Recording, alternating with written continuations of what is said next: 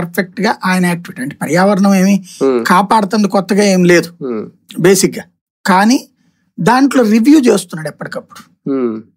దానివల్ల కొంత చర్చ జరుగుతుంది. ఇప్పుడు ఫ్యాక్టరీలు మొన్న తగలబడ్డాయి, దాని వలన వచ్చినప్పుడు ఏం జరిగింది, ఇట్లాంటి నివేదికలు అడగడం. అది పర్యావరణం విషయంలో సమీక్షిస్తున్నాడు, గతంలో సమీక్ష ఉండేది కాదు. ఆ ఆస్పెక్ట్ వరకు అది దాంట్లో ఈయన మార్కులు 30 20 వేయాలి పర్యావరణ విషయంలో. ఎందుకంటే ఆయన నోటితో ఆయనే చెప్పారు కదా ఫ్యాక్టరీలు పారిపోతాయని.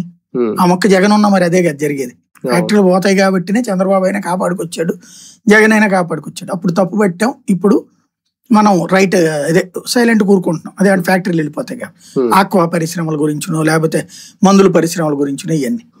బట్ ఆయన చేస్తుంది కరెక్ట్, అందులో డౌట్ లేదు. కానీ పర్యావరణానికి సంబంధించి ఆయన తీసుకునే శ్రద్ధలో అటవీలకు సంబంధించిన దాంట్లో మాత్రం 100కి 80 మార్కులు వేయాలి. అడవుల విషయంలో విస్తరణ వ్యవహారానికి మీద మాత్రం సీరియస్ కాన్సన్ట్రేట్ చేస్తున్నాడు. జంతువులకు సంబంధించింది కూడా ఎప్పటికప్పుడు మానిటర్ చేస్తున్నాడు. ఆ విషయంలో 100కి 80 మార్కులు వస్తాయి. అదే సందర్భంలో ఈ టెక్నాలజీని అటవీ శాఖ దాంట్లో వాడడంలో మొన్న ఏనుగులకు సంబంధించి ఆర్టిఫిషియల్ ఇది దేశం మొత్తానికి ఈయన పాఠం అవుతాడు. మేబీ మిగతా అదే రాష్ట్రాలు కూడా తెప్పించుకుంటారు. అది చాలా మంచి ఇది సక్సెస్, ఆయన కెరీర్ లో అతిపెద్ద సక్సెస్ అది.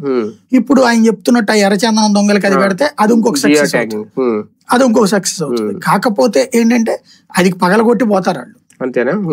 ఇప్పుడు పుష్పాలు చూపెట్టలేదు, తీసి అవతలేసిపోతారు. ఇప్పుడు ఒకటేంటంటే చెప్పి చేయకూడదేమో. ఇంకొకటి ఏంటంటే స్మగ్లింగ్ అనేది ఎందుకు నడుస్తుంది బేసిక్